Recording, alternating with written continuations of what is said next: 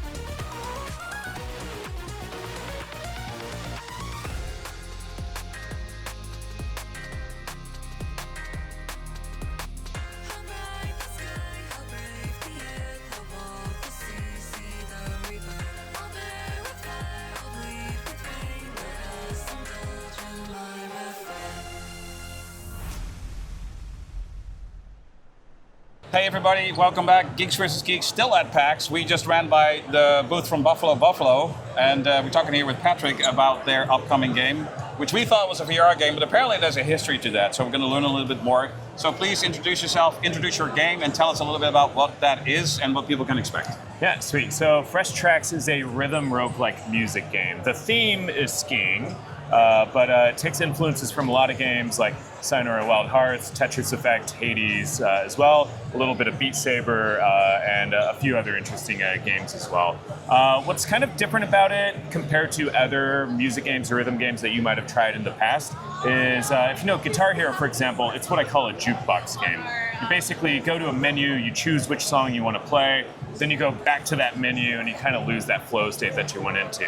Well, we were like, why don't we just make a continuous flow state that just doesn't stop, essentially? So what's a little bit different about Fresh Tracks is, instead of going to a jukebox, you go on a journey. And so you start at the beginning of this journey, and your goal is to go further and further into the woods. The deeper you go into the woods, the harder the songs get, the more dangerous it gets as well.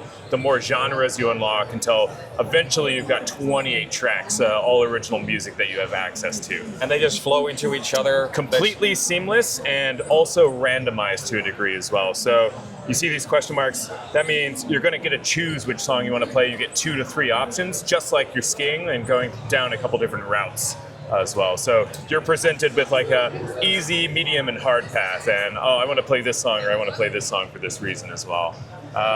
The game itself features 4 different gods. We have Coda, Sogvar, Farsandram, and Mar. These are all gods of storytelling and song.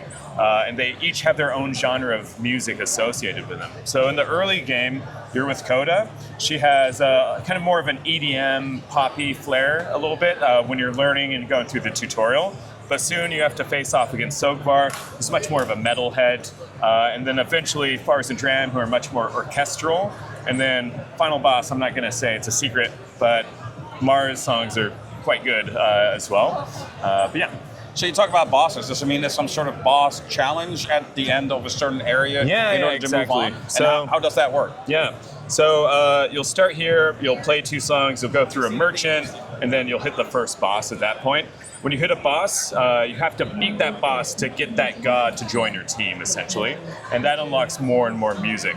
But when you revisit this boss with another mythic as your companion, then the song will stay the same, but the instrumentation changes. So if this was more electronic the first time, second time it's much more guitar-based and has drums. Third time, it's much more orchestral. It has violins and things like that as well. So the music evolves as well. It's not just unlocking new music, it's also evolving as you go. And so as we talk about, like, how does that mechanic work for actually playing the game? Because you know, there's a boss fight, or there's like, you have to keep up with the what's the mechanic for that? For us, when we say boss song, we really just mean it's a harder, longer level. All right. And it really tests all of your ability at that point in the game. So, then normally just the track itself, is it just a matter of going to different tracks and pick up a note, or? Yeah, so we have easy, medium, hard, expert, certain death is final ones. They're all kind of based off of skiing iconography. So green circle means easy, square blue means medium, black diamond is like hard, double black diamond's expert, essentially. But the game has a lot of roguelike elements in it as well. So basically, as you're going through, you're picking up these items called whispers. They're kind of your mid-run currency. If you die, you lose all that currency, and you lose all the power-ups that you bought throughout that time. We also have echoes, which are your more permanent currency, and that allows you to purchase things inside of the hub world, where they have an equipment merchant and a level select merchant. So we do have that jukebox mode, but we also have the story mode as well that you can go through. So through the roguelike part of the game, you get more and more equipment that gets unlocked, get more kind of randomized effects that get unlocked. You can change your skis, then they'll give you special different power-ups as well. You'll pick up new items, and basically it's just little ways to push you a little bit further each time, and even if you're not amazing at rhythm games, you can get through these harder sections just by to really feel like you're progressing and not being hitting that wall. That seems to be a lot of times, especially in the beginning, a problem with roguelikes. You hit that wall really early, and it can be a reason for some people to stop playing. Because they said it's no fun because I just can't get past that part. And so what we did was not just the items like I was talking about, the power-ups like I was talking about, but also our loop at the beginning. If you want to go easy and stay easy for a while, we've got a lot of ability to learn and teach you and really kind of get you ramped up over time. And then we use the music, we use the narration, the story to kind of just pull you deeper and deeper and want to keep on seeing what's next, what's ahead. Fresh Tracks is full of surprises. Every single level, because there's so many different mechanics in the game, feels very different and feels very unique. And that's kind of something special that we can do that I feel like a lot of other rhythm games don't have that ability. It's not just about doing one thing over and over. It's about learning these different skills and then combining them all together and really becoming a master of the controls. Yeah. I assume you like skiing? Oh yeah, I'm a big winter sports guy. I'm more of a snowboarder these days, but I just love being out in nature. So is that what inspired you to make the game, or did you like, I need to make a game? Oh, I also like skiing. Where did it come from? Or were you on the slope, you had your tunes on, and thought, hey, this is maybe something you can translate? Yeah, no, that's a great question. I spend a lot of time in nature, out in the woods. Sometimes it snows, sometimes just walking.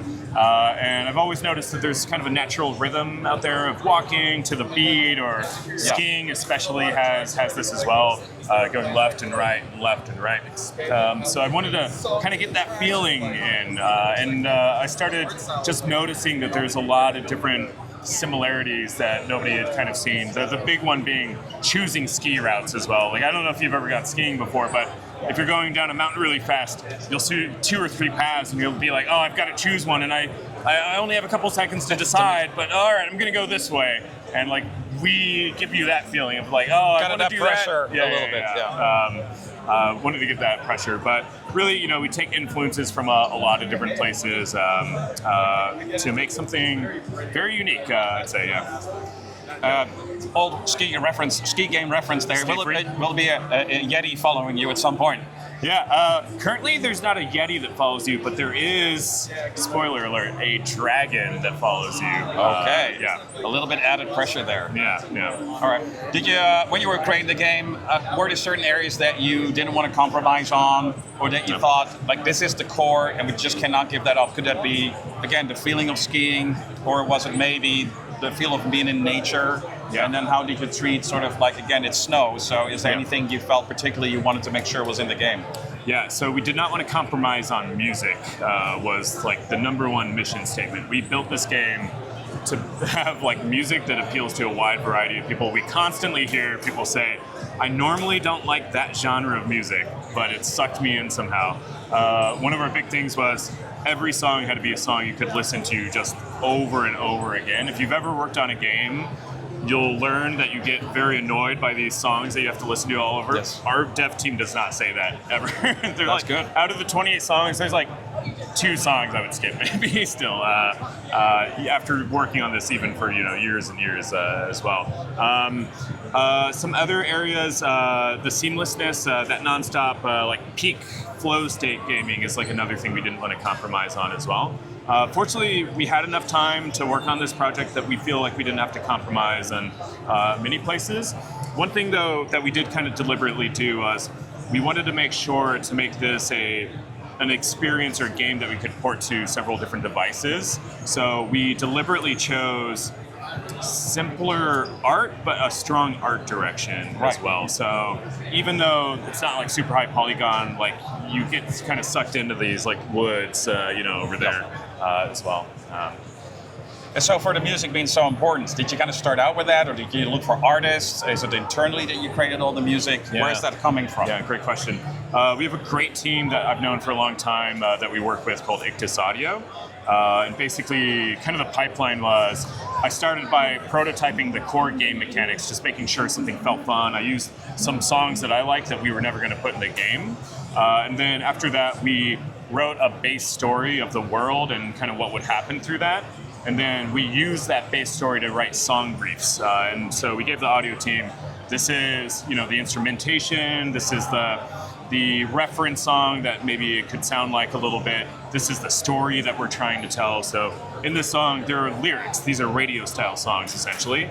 And the lyrics help tell you the story of this world. So not only that, but it will also kind of tell you what you're doing. There's moments where it's like, yeah, go to the left, go to the right, jump up, and like you'll feel this like great sensation of like, oh yeah, I'm doing that thing right now. Yeah. Single player experience? It is or a is there single player anything experience. co-op or it will teamwork? always be a single Always player be a single experience. player Yeah, experience. this is single player game. When do you expect you're going to be releasing the game? Just came out a couple days ago. Oh, just came out. Yeah, We're behind, apparently. Yeah, so it's out on Steam and PlayStation, and reviews been good so far. Okay, you also have a website that people can go to? Yeah, so you can go to freshtracksgame.com right there. And you can find it on PlayStation, Steam, and Steam Deck right now. It will be coming to Xbox soon. But yeah, freshtracksgame.com. Yeah. Oh, fantastic. Yeah. Oh, well, thank you very much for talking to us. Yeah. One question. I see you holding this album here. And I assume this is digital. Any physical sort of releases people can get? Physical release of... Like, let's say, an album with a code or anything like that? Is it something that you do? We do have the vinyl as well. You can buy the soundtrack on Steam as well. The game itself will be digital. Yeah, obviously. Yeah. Very cool. Yeah. Well, thank you very much for talking to us. Yeah. And hopefully the game does well. We're glad we hit the booth because, again, it's a crazy place, so it's sometimes easy to miss. So thank you for your time. Appreciate it. You have a great time the rest of your PAX. Guys, go check out Fresh Tracks. You can play it right now. You don't have to wait. So if you didn't head out to PAX, you can just try it out at home right now. Have a good time. Stay geeky. Stay on the skis if you like that. Or maybe some opera ski and get a nice drink and put this game on and zone out. Have a good day. See you next time. Bye.